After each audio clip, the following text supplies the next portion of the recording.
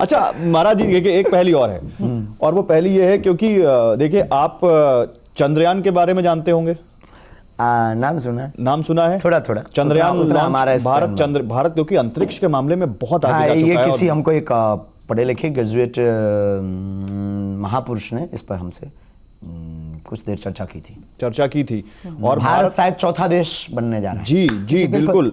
और उसका एक मिशन चंद्रयान है जो लॉन्च होने जा रहा है जी। लेकिन मैं आपसे जो पूछना चाह रहा हूं, ये चंद्रयान आपको मिशन पता है ये दूसरा है या तीसरा? ये तीसरा है। क्या बात है, देखा टेस्ट, क्या मैंने बात कभी है? पूछा था टेस्ट सोचते ही क्या आता है? मतलब आपको सब कुछ पता है? नहीं, थोड़ा थोड़ा पता है।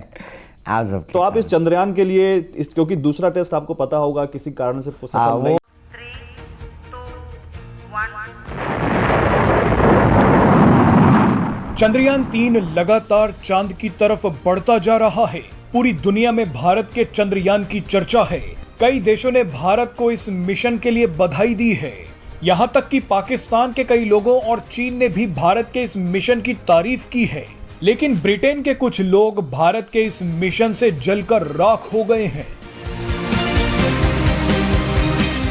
ये वही अंग्रेज हैं जो अभी तक ये हजम नहीं कर पा रहे कि जिस भारत को उन्होंने गुलाम बनाया था, वही भारत आज उनसे आगे कैसे निकल गया।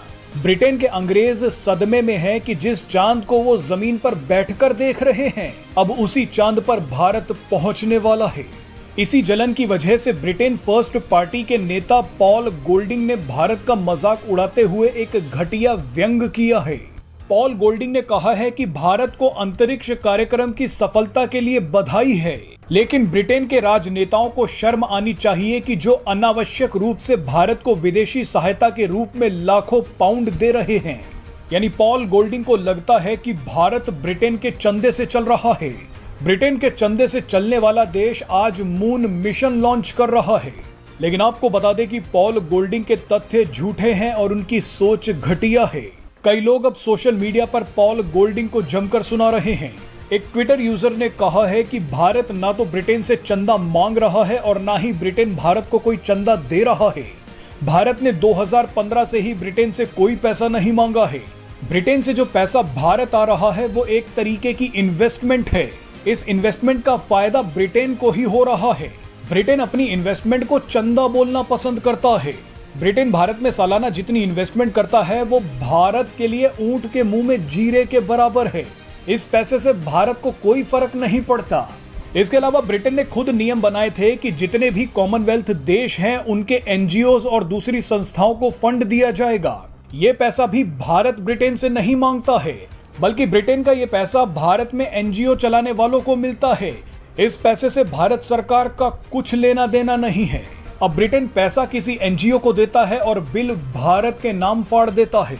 वैसे ट्विटर पर एक शख्स ने सही लिखा कि ब्रिटेन ने आज तक की कीमत के हिसाब से भारत से 45 ट्रिलियन डॉलर लूटे हैं। कई लोगों ने याद दिलाया कि ब्रिटेन का म्यूजियम भारत से लूटी हुई चीजों से भरा हुआ है। ब्रिटेन ने तो भारत का कोहिनूर हीरा भी लूट लिया था।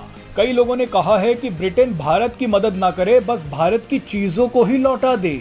वैसे आपको बता दें कि इस वक्त ब्रिटेन के जो हालात हैं, ऐसे समय पर भारत ही उसे बचा सकता है। ब्रिटेन महंगाई की चपेट में है।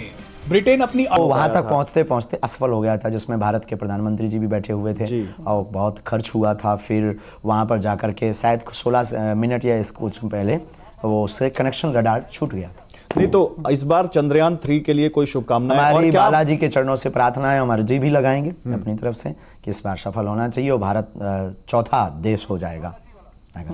चलिए एक और सवाल है, क्योंकि धाम का नाम बागेश्वर बालाजी भी है और राजस्थान में भी 2 धाम हैं। आप किसी और धाम गए हैं? हाँ, हम मेहंदीपुर बालाजी गए, सालासर बालाजी गए और बहुत से प्रसिद्ध धाम। हाँ, सालासर बालाजी गए, तिरुपति भगवान विष्णु का है, वहाँ भी गए, वो भी बालाजी कहलाते, वहाँ भी गए।